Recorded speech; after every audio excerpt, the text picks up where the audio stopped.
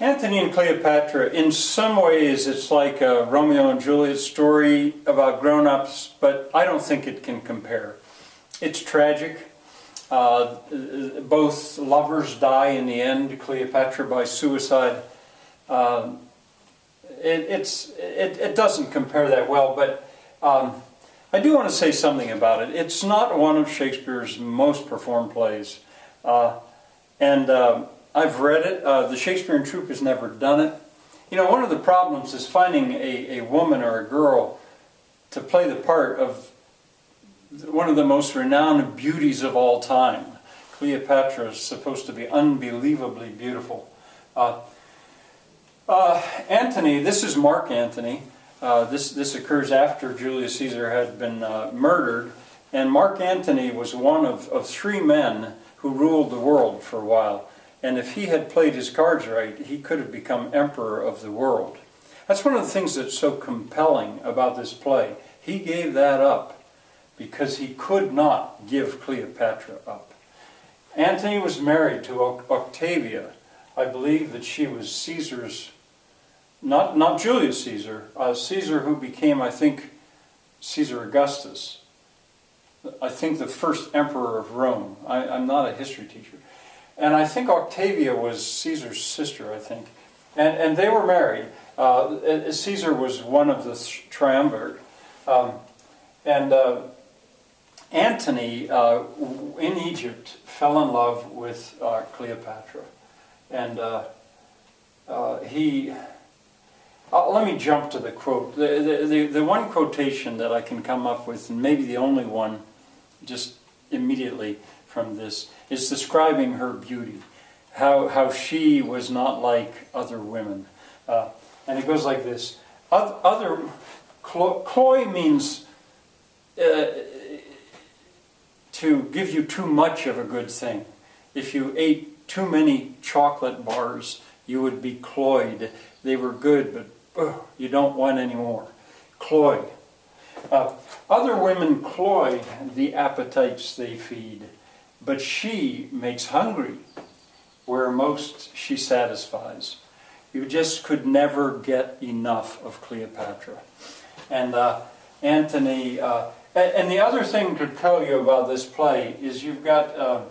she, of course, is the Queen of Egypt. You've got the sensual East.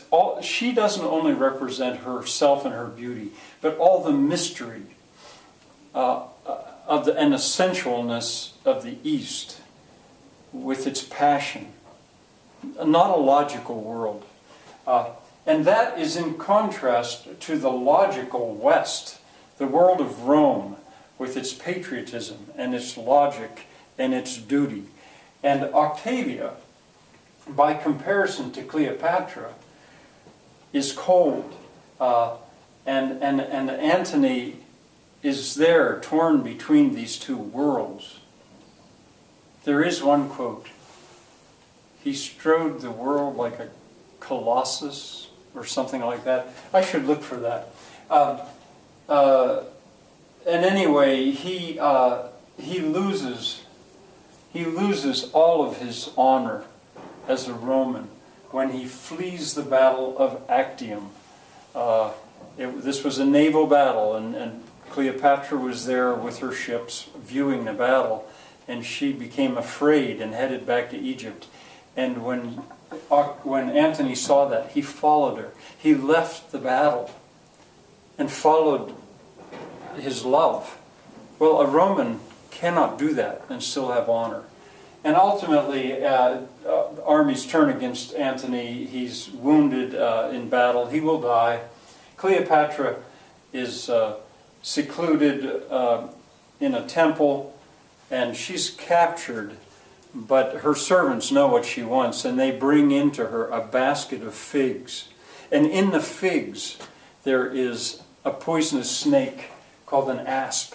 And she takes it out and lets the asp bite her on the neck and dies of that, so that she can be with Antony. She goes through a development from a sort of a willful, spoiled girl to a woman who is willing to die for the man she loves. There is much good to be said about this play. I just don't know any single version that I could recommend you, say, on film, that is wonderful. But I respect the play. It's good. I just wouldn't put it up there among the very best. I have one more play to tell you about.